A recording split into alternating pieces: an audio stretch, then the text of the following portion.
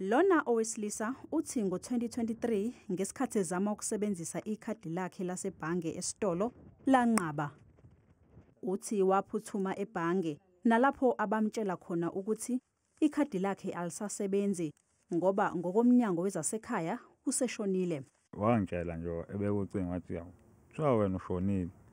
Awu ngayitshela ukuthi mina uyadlala. Athi uyahleka lo muntu. Ayihlekisi lento ushonile nasi i-death certificate yakho wabe ephendula i-monitor engikhombisa lapha. Awungathi ngiyabona ngempela ikhona wathi ingakho uyabhlokhiya ama-account akho ngoba wena kuthiwa ushonile. Uthi watshelwa ukuthi kunemshwalense eminingi evuliwe ngegama lakhe. Wasuka lapho wanikela esiteshini samaphoyisa oLundi eyovula icala.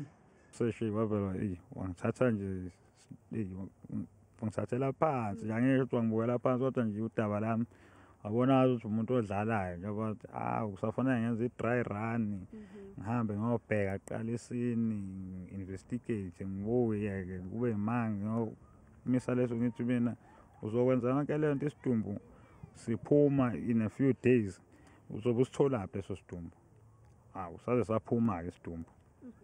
Iphini likangqongqoshe wezasekhaya lithi umnyango usaliphenya lolu daba.